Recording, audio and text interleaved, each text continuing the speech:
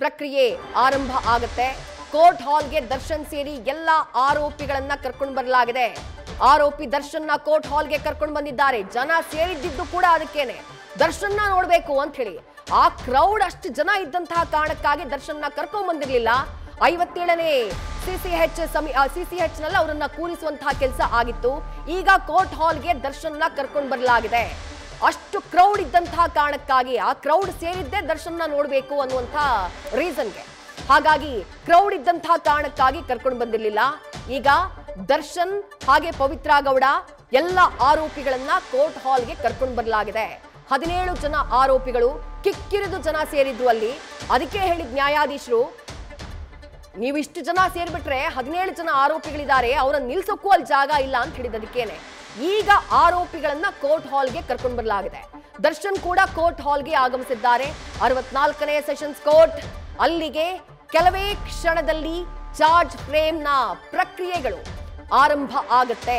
ಪವಿತ್ರ ಗೌಡ ಸೇರಿ ಎಲ್ಲ 17 ಜನ ಆರೋಪಿಗಳು, ಪವಿತ್ರ ಗೌಡ, ದರ್ಶನ್, ಪವನ್, ನಾಗರಾಜ್, ಪ್ರದೂಷ್, ಲಕ್ಷ್ಮಣ್ ಜೊತೆಗೆ ಇನ್ನು ಉಳಿದಂತಹ ಆರೋಪಿಗಳು ಅನುಕುಮಾರ್, ರಾಘವೇಂದ್ರ, ಜಗದೀಶ್, ರವಿಶಂಕರ್, ಆ ನಂತರದಲ್ಲಿ ಆಡ್ ಆನ್ ಆದಂತಹ ಧನ್ರಾಜ್, ನಂದೀಶ್ ಜೊತೆಗೆ ಇನ್ನು ಹಲವು ಆರೋಪಿಗಳಿದ್ದಾರೆ. ಕೇಶವಮೂರ್ತಿ, ನಿಖಿಲ್, ಕಾರ್ತಿಕ್, ಹೀಗೆ ಎಲ್ಲ 17 ಜನ ಆರೋಪಿಗಳು. ಆ 17 ಜನ ಆರೋಪಿಗಳನ್ನ ಕೋರ್ಟ್ಗೆ ಹಾಜರುಪಡಿಸಲಾಗಿದೆ. ಅದರಲ್ಲಿ 6 ಜನ ಪರಪ್ಪನ ಅಗ್ರಹಾರ ಜೈಲಿನಲ್ಲಿದ್ರು. ಪ್ರದೂಷ್ ಇಂಟರಿಮ್ ಬೇಲ್ ಮೇಲೆ ಹೊರಗಡೆ ಇದ್ರು, 20 ದಿನಗಳ ಬೇಲ್. ತಂದೆ ತೀರ್ಕೊಂಡ್ರು ಅನ್ನುವಂತಹ ಕಾರಣಕ್ಕಾಗಿ ಉಳಿದಂಥ ಆರೋಪಿಗಳು ಜಾಮೀನಿನ ಮೇಲೆ ಹೊರಗಡೆ ಇದ್ರು. ಸದ್ಯ ಆರೋಪಿಗಳ ಹಾಜರಾತಿಯನ್ನ ಪಡೆಯಲಾಗ್ತಾ ಇದೆ.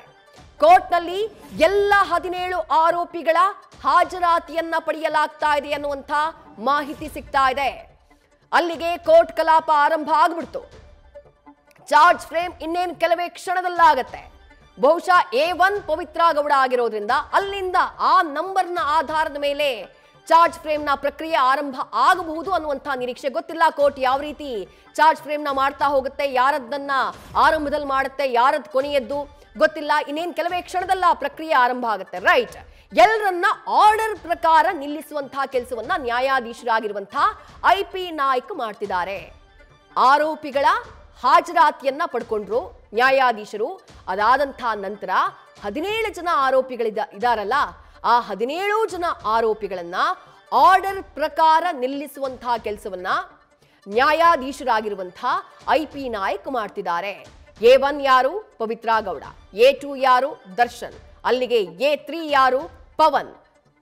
ಪವಿತ್ರ ಮನೆಯಲ್ಲಿ ಕೆಲಸಕ್ಕಿದ್ದಂಥ ವ್ಯಕ್ತಿ ಪವನ್. ಅದಾದ ನಂತರ A4 ಚಿತ್ರದುರ್ಗದ ರಾಘವೇಂದ್ರ. ಆನಂತರ A5, A6 ಹೀಗೆ A17 ತನಕ ಯಾರ್ಯಾರ ಮೇಲೆ ಪೊಲೀಸರು FIR ಮಾಡುವಂತಹ ಸಂದರ್ಭದಲ್ಲಿ ಅವರನ್ನ ಯಾವ್ಯಾವ ಆರೋಪಿಗಳಾಗಿ ಯಾವ್ಯಾವ ಸ್ಥಾನದಲ್ಲಿ ಅವರನ್ನ ಉಲ್ಲೇಖ ಮಾಡಿದ್ರು, ಅದೇ ಆಧಾರದ ಮೇಲೆ ಆರೋಪಿಗಳನ್ನ ಕೋರ್ಟ್ನಲ್ಲಿ ನಿಲ್ಲಿಸುವಂತಹ, ಅದೇ ಆರ್ಡರ್ನಲ್ಲಿ ಆರೋಪಿಗಳನ್ನ ಕೋರ್ಟ್ನಲ್ಲಿ ನಿಲ್ಲಿಸುವಂತಹ ಕೆಲಸವನ್ನ ನ್ಯಾಯಾಧೀಶರು ಮಾಡ್ತಿದ್ದಾರೆ. ಮಾತನಾಡೋದು ಕೇಳಿಸ್ಲಿಲ್ಲ ಅಂದ್ರೆ ಹೇಳಿ, ಅಂದ್ರೆ ಎಲ್ಲರನ್ನ ನಿಲ್ಲಿಸಲಾಗಿದೆ. 17 ಜನ ಇದಾರಲ್ಲ, 17 ಜನರಿಗೂ ನ್ಯಾಯಾಧೀಶರು ಮಾತನಾಡೋದು ಕೇಳಿಸ್ಬೇಕು. ಹಾಗಾಗಿ ನ್ಯಾಯಾಧೀಶರು ಹೇಳ್ತಿದ್ದಾರೆ, ಒಂದು ವೇಳೆ ನಾವು ಮಾತನಾಡೋದು ನಿಮಗೆ ಕೇಳಿಸ್ಲಿಲ್ಲ ಅಂತಂದ್ರೆ ನೀವು ಹೇಳಬೇಕು ನಮಗೆ, ನಾವು ಹೇಳ್ತಾ ಇರೋದು ನಿಮಗೆ ಕೇಳಿಸ್ಲಿಲ್ಲ ಅಂತ ಹೇಳಬೇಕು ನಮಗೆ ಅಂತ ಹೇಳಿ ನ್ಯಾಯಾಧೀಶರಾಗಿರುವಂತಹ IP ನಾಯ್ಕ್ ಅವರು ಹೇಳ್ತಿದ್ದಾರೆ. ಅಂದ್ರೆ ಇದೆಲ್ಲವೂ ಕೂಡ ಆರಂಭದ ಪ್ರಕ್ರಿಯೆಗಳು. ಆರೋಪಿಗಳ ಮೇಲೆ ಚಾರ್ಜ್ ಫ್ರೇಮ್ ಮಾಡ್ತಿದ್ದಾರೆ ಜಡ್ಜ್. ರೈಟ್, ಆ ಪ್ರಕ್ರಿಯೆ ಆರಂಭ ಆಗೋಗ್ಬಿಡ್ತು. ಎಲ್ರಿಗೂ ಬಹಳ ಕುತೂಹಲ ಇರುವಂತಹ ಪ್ರಕ್ರಿಯೆ. ಆರೋಪಿಗಳ ಮೇಲೆ ಚಾರ್ಜ್ ಫ್ರೇಮ್ನ ಮಾಡ್ತಿದ್ದಾರೆ ನ್ಯಾಯಾಧೀಶರಾಗಿರುವಂತಹ IP ನಾಯಕ್. ಎಲ್ಲರನ್ನ A1, A2, A3 ಈ ಆರ್ಡರ್ನಲ್ಲಿ ನಿಲ್ಲಿಸಲಾಗಿದೆ. ಅಲ್ಲಿಗೆ ಪವಿತ್ರ ಗೌಡ ಹಾಗೆ ದರ್ಶನ್ ಅಕ್ಕಪಕ್ಕ ನಿಂತಿದ್ದಾರೆ. ಅವರನ್ನ ಕೋರ್ಟ್ಗೆ ಕರ್ಕೊಂಡು ಬಂದಂತಹ ನಂತರದಲ್ಲೂ ಪ್ರತ್ಯೇಕವಾಗಿ ಕೂರಿಸಲಾಗಿತ್ತು. ಕೋರ್ಟ್ಗೆ ಕರ್ಕೊಂಡು ಬರುವಂತಹ ಟೈಮ್ನಲ್ಲೂ ಪ್ರತ್ಯೇಕ ವೆಹಿಕಲ್ ನಲ್ಲಿ ಕರ್ಕೊಂಡು ಬರಲಾಗಿತ್ತು. ರೈಟ್, ಪವಿತ್ರ ಗೌಡ ಮೇಲಿನ ಆರೋಪಗಳನ್ನ ಓದಿ ತಿಳಿಸುವಂತಹ ಕೆಲಸವನ್ನ ನ್ಯಾಯಾಧೀಶರು ಮಾಡ್ತಿದ್ದಾರೆ. ಅಲ್ಲಿಗೆ ಮೊದಲ ಆರೋಪಿ A1 ಪವಿತ್ರ ಗೌಡ ಮೇಲಿನ ಚಾರ್ಜಸ್ ಏನಿದೆ, ಆಕೆಯ ಮೇಲೆ ಹಾಕಲಾಗಿರುವಂತಹ ಚಾರ್ಜಸ್ ಏನಿದೆ, ಅದನ್ನ ಓದಿ ತಿಳಿಸುವಂತಹ ಕೆಲಸವನ್ನ ನ್ಯಾಯಾಧೀಶರು ಮಾಡ್ತಿದ್ದಾರೆ. ಆಗ್ಲೇ ಹೇಳಿದೆ, ಪೊಲೀಸರು ಸಲ್ಲಿಕೆ ಮಾಡಿರುವಂತಹ ಚಾರ್ಜ್ ಶೀಟ್ ನ ಆಧರಿಸಿ ನ್ಯಾಯಾಲಯ ಚಾರ್ಜ್ ಫ್ರೇಮ್ ಮಾಡುವಂತಹ ಕೆಲಸವನ್ನ ಮಾಡುತ್ತೆ ಅಂತ ಹೇಳಿ ಎಲ್ಲ 17 ಜನ ಆರೋಪಿಗಳಿಗೂ ಪ್ರತ್ಯೇಕವಾಗಿ ಚಾರ್ಜ್ ಫ್ರೇಮ್ ನ ಮಾಡಲಾಗಿರುತ್ತೆ. ಈಗ A1 ಯಾರು, ಮೊದಲ ಆರೋಪಿ 1 ಆರೋಪಿ ನಂಬರ್ 1 ಯಾರು? ಪವಿತ್ರ ಗೌಡ. ಹಾಗಾಗಿ ಮೊದಲಿಗೆ ಪವಿತ್ರ ಗೌಡ ಮೇಲಿನ ಆಕೆಯ ಮೇಲಿನ ಚಾರ್ಜಸ್ ಏನಿದೆ ಅದನ್ನ ತಿಳಿಸುವಂತಹ ಕೆಲಸವನ್ನ ನ್ಯಾಯಾಧೀಶರು ಮಾಡ್ತಿದ್ದಾರೆ. ರೈಟ್, ಕೊಲೆಯಲ್ಲಿ ಪವಿತ್ರ ಗೌಡ ಪಾತ್ರದ ಬಗ್ಗೆ ತಿಳಿಸ್ತಾ ಇದ್ದಾರೆ ನ್ಯಾಯಾಧೀಶರು. ಕೊಲೆಯಲ್ಲಿ ಪವಿತ್ರ ಗೌಡ, ರೇಣುಕಾಸ್ವಾಮಿ ಕೊಲೆ ಪ್ರಕರಣದಲ್ಲಿ ಪವಿತ್ರ ಗೌಡ ಪಾತ್ರ ಏನು ಅದನ್ನ ತಿಳಿಸುವಂತಹ ಕೆಲಸವನ್ನ ನ್ಯಾಯಾಧೀಶರು ಮಾಡ್ತಿದ್ದಾರೆ. ಚಾರ್ಜ್ ಫ್ರೇಮ್ ಅಂದ್ರೆ ಇದೇನೆ, ಅವರ ಮೇಲೆ ಏನೇನು ಆರೋಪಗಳನ್ನ ಅಂದ್ರೆ ಅವ್ರ ಮೇಲೆ ಯಾವ ಚಾರ್ಜಸ್ನ ಹಾಕಲಾಗಿದೆ ಆ ಚಾರ್ಜಸ್ನ ಅವರಿಗೆ ತಿಳಿಸುವಂತಹ ಕೆಲಸ. ಚಾರ್ಜ್ ಶೀಟ್ ನಲ್ಲಿನ ಆರೋಪವನ್ನ ಓದಿ ಹೇಳ್ತಿದ್ದಾರೆ ನ್ಯಾಯಾಧೀಶರು. ಒಂದೊಂದೇ ಅಪ್ಡೇಟ್ಸ್ ಲಭ್ಯವಾಗ್ತಾ ಇದೆ. ಕೋರ್ಟ್ ಹಾಲ್ ನಲ್ಲಿ ಏನಾಗ್ತಾ ಇದೆ ಅದರ ಪಿನ್ ಟು ಪಿನ್ ಡೀಟೇಲ್ಸ್ ನ ನ್ಯೂಸ್ ಫಸ್ಟ್ ನಿಮ್ಮ ಮುಂದಿಡುವಂತಹ ಕೆಲಸವನ್ನ ಮಾಡುತ್ತೆ. ಈಗ ಆರೋಪಿ ನಂಬರ್ 1 ಪವಿತ್ರ ಗೌಡ, ಆಕೆಯ ಮೇಲೆ ಹಾಕಿರುವಂತಹ ಚಾರ್ಜಸ್ ಏನು ಅದನ್ನ ನ್ಯಾಯಾಧೀಶರು ಆಕೆಗೆ ಓದಿ ತಿಳಿಸುವಂತಹ ಕೆಲಸವನ್ನ ಮಾಡ್ತಿದ್ದಾರೆ. ನೆಕ್ಸ್ಟ್ ಬರೋದು ಯಾರು? A2 ದರ್ಶನ್. 2ನೇ ನಂಬರೇ ದರ್ಶನ್. ಪವಿತ್ರ ಗೌಡ ಅದಾಗ್ತಾ ಇದ್ದ ಹಾಗೆ ದರ್ಶನ್ ರದ್ದು ಹೇಳಲಾಗುತ್ತೆ. ದರ್ಶನ್ರ ಮೇಲೆ ಏನೇನು ಚಾರ್ಜಸ್ ನ ಹಾಕಲಾಗಿದೆ ಅದನ್ನ ತಿಳಿಸುವಂತಹ ಕೆಲಸವನ್ನ ನ್ಯಾಯಾಧೀಶರು ಮಾಡಲಿದ್ದಾರೆ. ಈಗ ಪವಿತ್ರ ಗೌಡ ಸರದಿ ಮೊದಲ ಆರೋಪಿ ಈ ಪ್ರಕರಣದಲ್ಲಿ ಆಕೆನೇ. ಆಕೆಯಿಂದ ಆರಂಭವಾದಂತಹ ಪ್ರಕರಣ ಇದು. ಹಾಗಾಗಿ ಆಕೆಗೆ ಸಂಬಂಧಪಟ್ಟ ಹಾಗೆ ಹಾಕಿರುವಂತಹ ಚಾರ್ಜಸ್ ನ ತಿಳಿಸಲಾಗ್ತಾ ಇದೆ. ರೈಟ್, ಮತ್ತೊಂದು ಮಹತ್ವದ ಅಪ್ಡೇಟ್. ಕಿಡ್ನಾಪ್ ನಿಂದ ಹಿಡಿದು ಕೊಲೆಯವರೆಗೆ ಪವಿತ್ರ ಗೌಡ ಪಾತ್ರ ಹಾಗೆ ಸೆಕ್ಷನ್ಗಳನ್ನ ತಿಳಿಸುವಂತಹ ಕೆಲಸವನ್ನ ನ್ಯಾಯಾಧೀಶರಾಗಿರುವಂತಹ IP ನಾಯಕ್ ಅವರು ಮಾಡ್ತಿದ್ದಾರೆ. ಪ್ರಕರಣದ ಆರಂಭ ಎಲ್ಲಿಂದ, ಆ ಮೆಸೇಜ್, ಅಲ್ಲಿಂದ ಕಿಡ್ನಾಪ್ನ ಸಂಚು, ಆ ಕಿಡ್ನಾಪ್ನಿಂದ ಕೊಲೆ ತನಕ ಪವಿತ್ರ ಗೌಡ ಎಲ್ಲೆಲ್ಲಿ ಭಾಗಿಯಾಗಿದ್ರು, ಆಕೆಯ ಪಾತ್ರ ಇಡೀ ಕೇಸ್ನಲ್ಲಿ ಯಾವ್ಯಾವ ಹಂತದಲ್ಲಿ ಎಲ್ಲೆಲ್ಲಿ ಆಕೆಯ ಪಾತ್ರ ಇತ್ತು ಅದನ್ನ ಕ್ಲಿಯರ್ ಕಟ್ ಆಗಿ ಚಾರ್ಜ್ ಶೀಟ್ ನಲ್ಲಿ ಆಕೆಯ ಮೇಲೆ ಮಾಡಿರುವಂತಹ ಆರೋಪಗಳು ಏನು ಅದನ್ನ ಸಂಪೂರ್ಣವಾಗಿ ಓದಿ ತಿಳಿಸುವಂತಹ ಕೆಲಸವನ್ನ ನ್ಯಾಯಾಧೀಶರು ಮಾಡ್ತಿದ್ದಾರೆ. ಚಾರ್ಜ್ ಫ್ರೇಮ್ ಅಂದ್ರೆ ಏನು ಅಂತ ಹೇಳಿ ಆಗ್ಲೇ ಹೇಳಿದೆ. ಇದನ್ನೇ ಚಾರ್ಜ್ ಫ್ರೇಮ್ ಅಂತ ಹೇಳೋದು. ಚಾರ್ಜ್ ಫ್ರೇಮ್ ಆಲ್ರೆಡಿ ನ್ಯಾಯಾಲಯ ಮಾಡಿದೆ, ಅದನ್ನ ಆರೋಪಿಗಳಿಗೆ ತಿಳಿಸಬೇಕು. ಆ ಆರೋಪಿಗಳಿಗೆ ಓದಿ ತಿಳಿಸುವಂತಹ ಕೆಲಸವನ್ನ ಈಗ ನ್ಯಾಯಾಧೀಶ IP ನಾಯಕ್ ಅವರು ಮಾಡ್ತಿದ್ದಾರೆ. ಕೊಲೆ ಪ್ರಕರಣ ಆರಂಭ ಆಗಿದ್ದೆಲ್ಲಿಂದ, ರೇಣುಕಾಸ್ವಾಮಿ ಮಾಡ್ತಾ ಇದ್ದಂತಹ ಆ ಅಶ್ಲೀಲ ಮೆಸೇಜ್ನಿಂದ. ಅಶ್ಲೀಲ ಮೆಸೇಜ್ಗೆ ಪ್ರತಿಕ್ರಿಯೆಯಾಗಿ ಪವಿತ್ರ ಗೌಡ ಮಾಡಿದ್ದೇನು, ಆತನಿಗೆ ಪಾಠ ಕಲಿಸಬೇಕು ಅನ್ನೋದು ಆಕೆ ಮಾಡಿದಂತಹ ನಿರ್ಧಾರ. ಅದಾದ ಬಳಿಕ ತನ್ನ ಕೆಲಸಗಾರ ಪವನ್ ಜೊತೆ ಶೇರ್ ಮಾಡೋದು, ಅದಾದ ಬಳಿಕ ಕಿಡ್ನಾಪ್ನ ಸಂಚು ರೂಪಿತ ಆಗಿದ್ದು, ಕಿಡ್ನಾಪ್ ಮಾಡ್ಕೊಂಡು ಬಂದಿದ್ದು, ಅದಾದ ಬಳಿಕ ಪಟ್ಟಣಗೆರೆಯ ಶೆಡ್ ನಲ್ಲಿ ಚಪ್ಪಲಿಯಿಂದ ಆತನಿಗೆ ಹೊಡೆದಿದ್ದು, ಇದೆಲ್ಲವೂ ಈ ಎಲ್ಲ ಹಂತದಲ್ಲೂ ಪವಿತ್ರ ಗೌಡ ಎಲ್ಲೆಲ್ಲಿ ಇನ್ವಾಲ್ವ್ ಆಗಿದ್ದಾರೆ ಈ ಕೇಸ್ನಲ್ಲಿ ಅದನ್ನ ಆ ಚಾರ್ಜಸ್ನ ಆಕೆಗೆ ಓದಿ ಹೇಳ್ತಿದ್ದಾರೆ ನ್ಯಾಯಾಧೀಶರಾಗಿರುವಂತಹ IP ನಾಯಕ್. ಶೆಡ್ ನಲ್ಲಿ ನಡೆದಂತಹ ಹಲ್ಲೆ ಹಾಗೆ ಕೊಲೆಯ ಬಗ್ಗೆ ತಿಳಿಸ್ತಿದ್ದಾರೆ. ಯಾಕಂದ್ರೆ ಪವಿತ್ರ ಗೌಡ ಪಟ್ಟಣಗೆರೆಯ ಶೆಡ್ಗೆ ಹೋಗಿದ್ರು, ಅದಕ್ಕೆ ಸಾಕ್ಷಿಗಳನ್ನು ಆಲ್ರೆಡಿ ಪ್ರಾಸಿಕ್ಯೂಷನ್ ಪೊಲೀಸರು ತನಿಖಾಧಿಕಾರಿಗಳು ಚಾರ್ಜ್ ಶೀಟ್ ನಲ್ಲಿ ಉಲ್ಲೇಖ ಮಾಡಿದ್ದಾರೆ. ದರ್ಶನ್ ಜೊತೆಗೆ ಪಟ್ಟಣಗೆರೆಯ ಶೆಡ್ಗೆ ಪವಿತ್ರ ಗೌಡ ಹೋಗಿದ್ದು, ಆಕೆಯೂ ಹಲ್ಲೆ ಮಾಡಿದ್ದಾರೆ ಅನ್ನುವಂತಹ ವಿಚಾರಕ್ಕೆ ಸಂಬಂಧಪಟ್ಟ ಹಾಗೆ ಆಕೆಯ ಜಾಮೀನು ಅರ್ಜಿಯ ವಿಚಾರಣೆಯ ಸಂದರ್ಭದಲ್ಲೂ ಏನೇನ್ ಸಾಕ್ಷಿಗಳಿದ್ದಾವೆ ಅನ್ನುವುದನ್ನ ಉಲ್ಲೇಖ ಮಾಡಲಾಗಿತ್ತು. ಅದನ್ನ ಒಂದ್ಸಲ ರೀಕಾಲ್ ಮಾಡ್ಕೊಂಡ್ಬಿಡಿ. ಈಗ ಈ ಕೇಸ್ಗೆ ಸಂಬಂಧಪಟ್ಟ ಹಾಗೆ ಚಾರ್ಜ್ ಫ್ರೇಮ್ ಏನಾಗ್ತಾ ಇದೆ, ಆಗ ನ್ಯಾಯಾಧೀಶರು ಈಗ ಉಲ್ಲೇಖ ಮಾಡ್ತಿದ್ದಾರೆ. ಕಿಡ್ನಾಪ್ ನಿಂದ ಹಿಡಿದು ಕೊಲೆಯವರೆಗೂ ಪವಿತ್ರ ಗೌಡ ಪಾತ್ರ ಏನು ಹಾಗೆ ಸೆಕ್ಷನ್ಗಳೇನು ಅದನ್ನ ಆಕೆಗೆ ತಿಳಿಸಲಾಗ್ತಾ ಇದೆ. ಜೊತೆಗೆ ಪಟ್ಟಣಗೆರೆಯ ಶೆಡ್, ಆ ಶೆಡ್ ನಲ್ಲಿ ರೇಣುಕಾಸ್ವಾಮಿಯ ಮೇಲೆ ನಡೆದಂತ ಹಲ್ಲೆ, ಅದಾದ ಬಳಿಕ ಆದಂಥ ಆತನ ಕೊಲೆ, ಅದರ ಬಗ್ಗೆ ಪವಿತ್ರ ಗೌಡಗೆ ತಿಳಿಸುವಂತಹ ಕೆಲಸವನ್ನ ನ್ಯಾಯಾಧೀಶರಾಗಿರುವಂತಹ IP ನಾಯಕ್ ಮಾಡ್ತಿದ್ದಾರೆ. ಅಂದ್ರೆ ಕಿಡ್ನಾಪ್ ನಿಂದ ಕೊಲೆಯವರೆಗೂ ನಿಮ್ಮ ಪಾತ್ರ ಇದೆ, ಇದನ್ನ ತಿಳಿಸಲಾಗ್ತಾ ಇದೆ ಆಕೆಗೆ.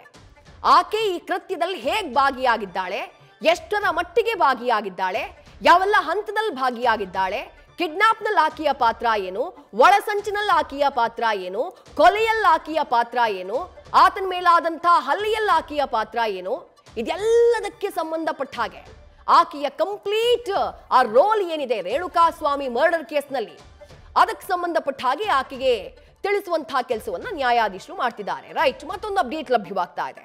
ರೇಣುಕಾಸ್ವಾಮಿಗೆ ನನ್ನ ಹೆಂಡತಿಗೆ ಮೆಸೇಜ್ ಯಾಕೆ ಮಾಡಿದೆ ಅಂತ ಹೇಳಿ A2 ದರ್ಶನ್ ಹಲ್ಲೆ ಮಾಡಿದ್ದಾರೆ ಹಾಗೂ ದೈಹಿಕವಾಗಿ ಹಲ್ಲೆ ಮಾಡಿದ್ದೀರಾ ಅಂತ ಹೇಳಿ ಚಾರ್ಜ್ ಶೀಟ್ ನಲ್ಲಿ ಸಂಪೂರ್ಣ ಘಟನೆ ಹಾಗೂ ಅದರ ವಿವರವನ್ನ ಓದ್ತಾ ಇದ್ದಾರೆ ಜಡ್ಜ್. ಅಂದ್ರೆ ಇಡೀ ಪ್ರಕರಣ ಹೇಗಾಯ್ತು ಅನ್ನೋದ್ರ ವಿವರವನ್ನ ಓದುವಂತಹ ಕೆಲಸವನ್ನ ನ್ಯಾಯಾಧೀಶರಾಗಿರುವಂತಹ IP ನಾಯಕ್ ಮಾಡ್ತಿದ್ದಾರೆ. ರೇಣುಕಾ ಸ್ವಾಮಿಗೆ ದರ್ಶನ್ ಹೊಡಿತಾರಲ್ಲ ಅದನ್ನು ಉಲ್ಲೇಖ ಮಾಡ್ತಾರೆ ಇಲ್ಲಿ. ರೇಣುಕಾ ಸ್ವಾಮಿಗೆ ಹೊಡೆಯುವಂತಹ ಟೈಮ್ನಲ್ಲಿ ದರ್ಶನ್ ನನ್ನ ಹೆಂಡತಿಗೆ ಯಾಕೆ ಮೆಸೇಜ್ ಮಾಡ್ತೀಯಾ ಅಂತ ಹೇಳಿ ಹಲ್ಲೆ ಮಾಡಿದ್ರು. ಅದು ಈ ಹಿಂದೆಯೂ ಕೂಡ ಚಾರ್ಜ್ ಶೀಟ್ ಫೈಲ್ ಆದಂತಹ ಸಂದರ್ಭದಲ್ಲೂ ಈ ಮಾಹಿತಿ ಸಿಕ್ಕಿತ್ತು.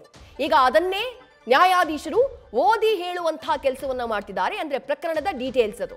ರೇಣುಕಾ ಸ್ವಾಮಿಗೆ ನನ್ನ ಹೆಂಡತಿಗೆ ಮೆಸೇಜ್ ಯಾಕೆ ಮಾಡಿದೆ ಅಂತ ಹೇಳಿ A2 ದರ್ಶನ್ ಆತ ಹಲ್ಲೆ ಮಾಡಿದ್ದೀರಾ ಹಾಗೂ ದೈಹಿಕವಾಗಿ ಹಲ್ಲೆ ನಡೆಸಿದ್ದೀರಾ ಅಂತ ಹೇಳಿ ಚಾರ್ಜ್ ಶೀಟ್ ನಲ್ಲಿನ ಸಂಪೂರ್ಣ ಮಾಹಿತಿಯನ್ನ ವಿವರವಾಗಿ ಓದುವಂತಹ ಕೆಲಸವನ್ನ ನ್ಯಾಯಾಧೀಶರಾಗಿರುವಂತಹ IP ನಾಯಕ್ ಮಾಡ್ತಿದ್ದಾರೆ.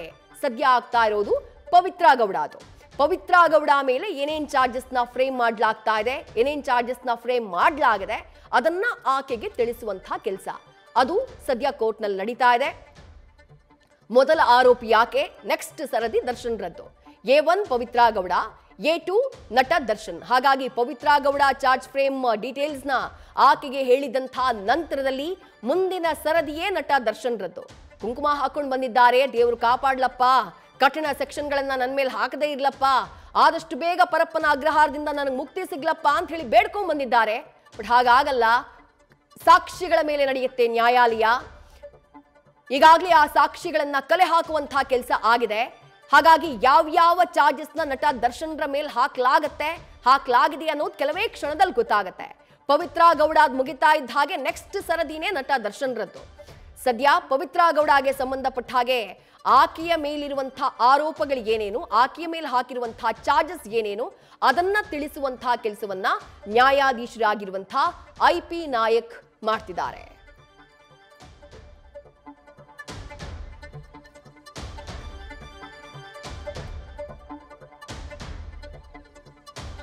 ರೈಟ್. ಪವಿತ್ರ ಗೌಡಗೆ ರೇಣುಕಾ ಸ್ವಾಮಿ ಮಾಡಿದಂಥ ಮೆಸೇಜ್ನಿಂದ ಹಿಡಿದು ಅದಾದ ಬಳಿಕ ಆದಂತಹ ಕಿಡ್ನಾಪ್ ಪ್ಲಾನ್, ಅದಾದ ನಂತರದಲ್ಲಾದಂಥ ಹಲ್ಲೆ, ಅದಾದ ಬಳಿಕ ರೇಣುಕಾ ಸ್ವಾಮಿಯ ಕೊಲೆ, ಅದಾದ ಬಳಿಕ ಸಾಕ್ಷ್ಯ ನಾಶದವರೆಗೂ ಎಲ್ಲ ಆರೋಪಿಗಳ ಪಾತ್ರದ ಬಗ್ಗೆ ಓದಿ ತಿಳಿಸಿದ್ದಾರೆ ನಟ ದರ್ಶನ್. ಎಲ್ಲಾ ಆರೋಪಿಗಳ ಪಾತ್ರ, ಪವಿತ್ರ ಗೌಡ ಸೇರಿದಂತೆ ಎಲ್ಲ 17 ಆರೋಪಿಗಳ ಪಾತ್ರಕ್ಕೆ ಸಂಬಂಧಪಟ್ಟ ಹಾಗೆ ಓದಿ ತಿಳಿಸಿದ್ದಾರೆ ನ್ಯಾಯಾಧೀಶರು. ನಿಮ್ಮ ಮೇಲಿನ ಆರೋಪದ ಬಗ್ಗೆ ಏನ್ ಹೇಳ್ತೀರಾ ಅಂತ ಹೇಳಿ ಪ್ರಶ್ನೆ ಮಾಡಿದ್ದಾರೆ ನ್ಯಾಯಾಧೀಶರು.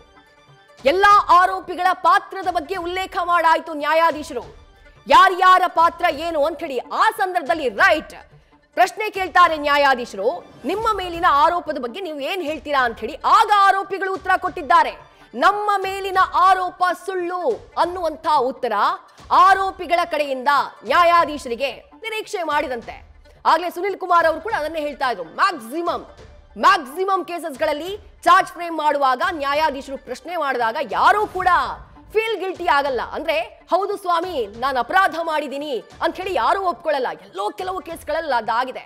ಅದಾದಾಗ ಏನಾಗುತ್ತೆ, ನಾಳೆನೇ ಶಿಕ್ಷೆಯ ಪ್ರಮಾಣ, ದೋಷಿ ಅಂತ ಹೇಳಿ ಇವತ್ತು ಹೇಳ್ತಾರಂತೆ ನ್ಯಾಯಾಧೀಶರು, ನಾಳೆ ಶಿಕ್ಷೆಯ ಪ್ರಮಾಣ ಪ್ರಕಟ ಆಗುತ್ತೆ, ಅಲ್ಲಿಗೆ ಟ್ರಯಲ್ ಇರೋದಿಲ್ಲ. ಬಟ್ ಈ ಕೇಸ್ನಲ್ಲಿ ಹಾಗಲ್ಲ. ಚಾರ್ಜ್ ಫ್ರೇಮ್ ಏನೇನಿದೆ, ಯಾರ್ಯಾರ ಪಾತ್ರ ಏನು ಅದೆಲ್ಲವನ್ನ ಉಲ್ಲೇಖ ಮಾಡಿದ್ರು ನ್ಯಾಯಾಧೀಶರು. ಇಷ್ಟೊತ್ತು ಉಲ್ಲೇಖ ಮಾಡಿದ್ರು ಅಂದ್ರೆ ಪ್ರತ್ಯೇಕವಾಗಿ ಮಾಡಿಲ್ಲ, ಎಲ್ಲ ಆರೋಪಿಗಳದ್ದು ಒಟ್ಟಿಗೆ ಮಾಡಿದ್ದಾರೆ. ಪ್ರತ್ಯೇಕವಾಗಿ ಮಾಡಲಾಗುತ್ತೆ ಅನ್ನುವಂಥ ಮಾಹಿತಿ ಇತ್ತು, ಹಾಗೆ ಮಾಡಿಲ್ಲ. ಕೋರ್ಟ್ನಲ್ಲಿ ಎಲ್ಲ 17 ಆರೋಪಿಗಳದ್ದು ಒಟ್ಟಿಗೆ ಚಾರ್ಜ್ ಫ್ರೇಮ್ ಅದನ್ನ ಓದಿ ಹೇಳುವಂತಹ ಕೆಲಸ ಮಾಡಿದ್ದಾರೆ. ಓದಿ ಹೇಳಿ ಆದಂತಹ ನಂತರದಲ್ಲಿ ನಿಮ್ಮ ಮೇಲಿನ ಆರೋಪದ ಬಗ್ಗೆ ನೀವೇನ್ ಹೇಳ್ತೀರಾ ಅಂತ ಹೇಳಿ ಜಡ್ಜ್ ಪ್ರಶ್ನೆ ಮಾಡಿದ್ದಾರೆ. ಆಗ ನಮ್ಮ ಮೇಲಿನ ಆರೋಪ ಸುಳ್ಳು ಅಂತ ಹೇಳಿ ಎಲ್ಲಾ ಆರೋಪಿಗಳು ಉತ್ತರವನ್ನ ಕೊಟ್ಟಿದ್ದಾರೆ. ಆಗ ಒಂದೇ ಸಂದರ್ಭದಲ್ಲಿ ಅಂದ್ರೆ ಒಂದೇ ಟೈಮ್ ಅಟ್ ಎ ಟೈಮ್ ಕೇಳ್ತಾ ಇದ್ದ ಹಾಗೆ ಜಡ್ಜ್ ಕೇಳ್ತಾ ಇದ್ದ ಹಾಗೆ ಎಲ್ಲ ರೆಡಿಮೇಡ್ ಆನ್ಸರ್ ಎಲ್ಲೂ ಫಿಕ್ಸ್ ಆಗ್ಬಿಟ್ಟಿದ್ರು. ಹಂಗಾಗಿ ಟಕ್ ಅಂತ ಹೇಳ್ಬಿಟ್ಟಿದ್ದಾರೆ. ಯಾಕಂದ್ರೆ ಎಲ್ಲರೂ ಕೂಡ ಈ ಕೇಸ್ನಲ್ಲಿ ನಾವು ಫೈಟ್ ಮಾಡಬೇಕು ಅಂತ ಹೇಳಿ ಡಿಸೈಡ್ ಮಾಡಿದವರು. ಈ ಕೇಸ್ನಿಂದ ನಮಗೆ 100% ಮುಕ್ತಿ ಸಿಗುತ್ತೆ ಅನ್ನುವಂಥ ನಂಬಿಕೆ ಇಟ್ಕೊಂಡಿದ್ದಾರೆ. ಕಾನೂನಾತ್ಮಕವಾಗಿ ಹೋರಾಡ್ತೀವಿ ನಾವು ಅಂತ ಹೇಳಿ ಡಿಸೈಡ್ ಮಾಡಿದ್ದಾರೆ. ಹಾಗಾಗಿ ನ್ಯಾಯಾಧೀಶರು ನಿಮ್ಮ ಮೇಲಿನ ಆರೋಪದ ಬಗ್ಗೆ ನೀವು ಏನ್ ಹೇಳ್ತೀರಾ ಅಂತ ಕೇಳಿದಾಗ ಒಂದೇ ಬಾರಿ ಎಲ್ಲಾ ಆರೋಪಿಗಳು ಸುಳ್ಳು ಅಂತ ಹೇಳಿದ್ದಾರೆ. ರೈಟ್. ವಿಚಾರಣೆಯನ್ನ ನವೆಂಬರ್ 10ನೇ ತಾರೀಕಿಗೆ ಮುಂದೂಡಿಕೆ ಮಾಡಲಾಗಿದೆ. ಚಾರ್ಜ್ ಫ್ರೇಮ್ ಆಯ್ತು. ಚಾರ್ಜ್ ಫ್ರೇಮ್ ಆದಂತಹ ಸಂದರ್ಭದಲ್ಲಿ ಎಲ್ಲ ಆರೋಪಿಗಳು ನಮ್ಮ ಮೇಲಿನ ಆರೋಪ ಸುಳ್ಳು ಅಂತ ಹೇಳಿದ್ದಾರೆ. ಇಷ್ಟಾಗ್ತಾ ನ್ಯೂಸ್ ಫಸ್ಟ್. ನಿರ್ಭೀತಿಯಿಂದ ನಿಮ್ಮ ಪರವಾಗಿ.